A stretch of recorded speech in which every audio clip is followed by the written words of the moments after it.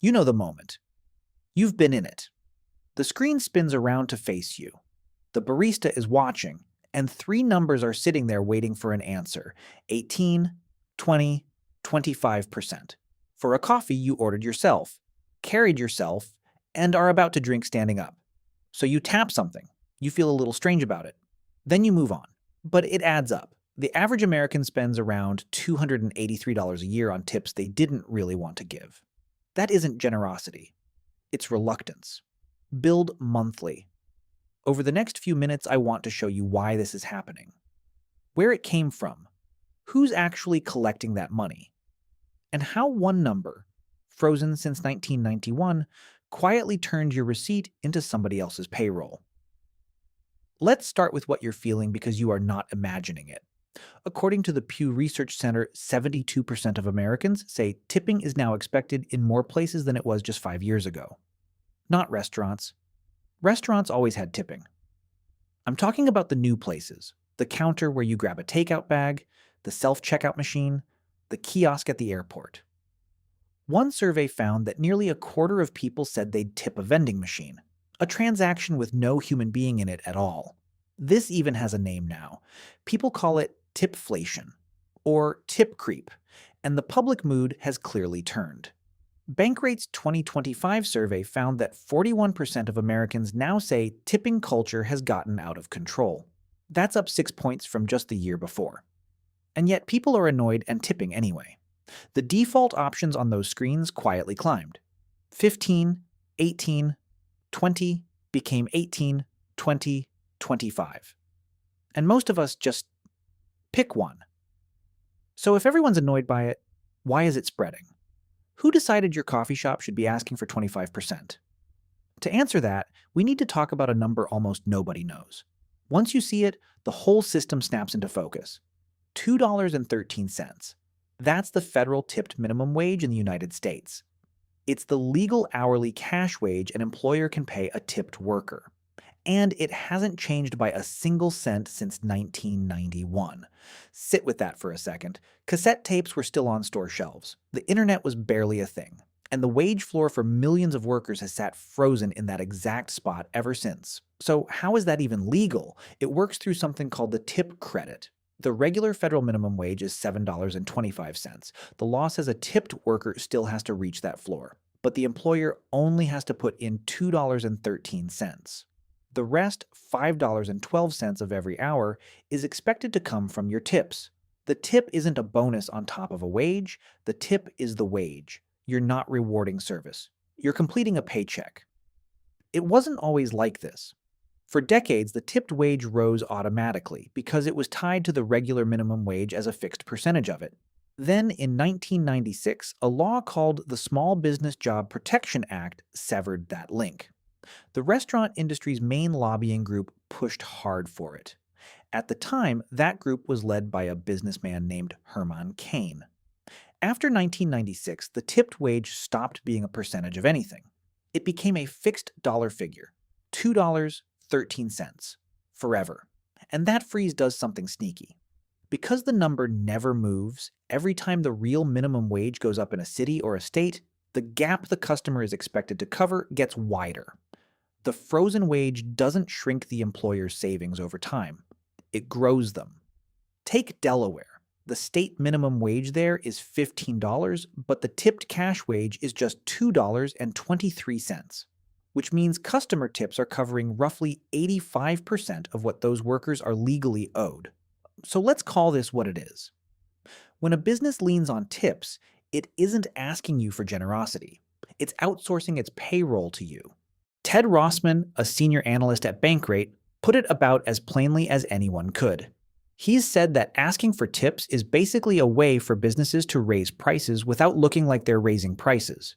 It's a surcharge that quietly moves the cost of labor off the employer and onto the customer. Now, you might assume that at least the workers come out ahead in all this. But the data complicates that. People in tipped jobs experience poverty at roughly twice the rate of the workforce overall. Their income swings with the weather, the season, and the mood of a stranger. And it goes further than money. Saru Jayaraman, who leads the worker advocacy group One Fair Wage, has spent years documenting something uncomfortable. When your income depends on keeping customers happy, you end up absorbing whatever those customers do. Surveys of restaurant workers, especially women, report strikingly high rates of harassment they feel they simply can't push back on. Because in that system, the customer isn't just a customer, the customer is the payroll. I do want to be fair here because this is genuinely contested ground.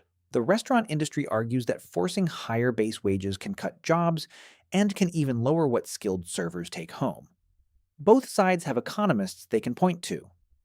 What isn't really in dispute is the basic mechanic.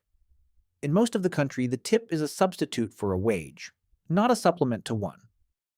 So if tipping is really just hidden payroll, the fix seems obvious. Get rid of it. Pay people a proper wage, raise the menu prices enough to cover it, and let the number printed on the menu be the number you actually pay. And someone tried exactly that. Danny Meyer, one of the most respected restaurateurs in America, rolled this out across his New York restaurants starting in 2015. He called it hospitality included. Tipping was gone. Menu prices went up by around 15 to 20%. Workers were put on real, stable wages. It didn't survive. Within a few years, his restaurants reportedly lost around 40% of their front-of-house staff. Some servers discovered they actually earned more under the old tipping system. And the customers? They looked at the higher menu prices and flinched, even though the total they paid at the end was basically the same as before. By 2020, with the pandemic forcing every restaurant to rethink everything, the experiment was quietly shelved. But it had been struggling long before COVID arrived. And the reason should genuinely bother you. When people were asked directly, a clear majority said they'd rather keep tipping than see honest all-in prices on the menu. It's the same total either way. But we prefer the version where part of the cost stays hidden and feels optional. We don't want the true price. We want the comfortable one. That's not an accident. That's psychology. And it's the reason this whole system holds together. Which brings us to the newest chapter. In 2025, a federal provision known as no tax on tips became law. On the face of it, it sounds like a gift to workers. Tip income up to $25,000 a year can be deducted from federal income tax, at least through 2028. But look a little closer, the way the budget lab at Yale did, and the problem appears. A deduction only helps you if you owe income tax in the first place. And more than a third of tipped workers already earn too little to owe any federal income tax at all. So for the lowest paid tipped workers, the exact people the headline seems aimed at, the benefit is often zero. They still owe payroll taxes on those tips. They still owe state taxes. And the policy is set to expire in a few years regardless. It isn't nothing, but it treats the symptom, the frozen $2 wage sitting underneath all of it, untouched. So let's go back to that screen, the one that spins around toward you. Michael Lynn, a researcher at Cornell, has studied tipping for decades, and his work keeps circling one uncomfortable truth. The quality of the service you get barely predicts the size of the tip you leave. In one well-known experiment, a waitress who simply drew a smiley face on the check pushed her average tip from 28% up to 33%. A doodle. The service didn't change at all. You did. And here's the tell. When a male server tried the same trick, his tips actually fell. The smiley face was doing the work, not the waiting. That's because tipping was never really about service. It runs on three psychological levers. The first is anchoring. The screen shows you 18, 20, 25, and those numbers quietly redefine what normal feels like. The second is the default. Most of us just pick one of the preset options because choosing for yourself takes effort. And the third lever is the most powerful of all. It's the audience. Someone is standing right there, watching. Tapping no tip in front of a real human being feels like a tiny public act of rejection. So we pay. Not to reward the service, but to escape the moment. That's the engine behind all of it. Not greed, not even generosity. Just a few seconds of social discomfort, monetized millions of times a day. And none of this is a law of nature. In Japan, tipping is essentially absent. Try to tip, and you may be politely refused.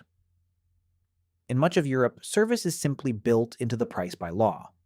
In Australia, there's no separate sub-minimum wage for service workers at all. The wage is just the wage. Those countries didn't crack some impossible economic puzzle.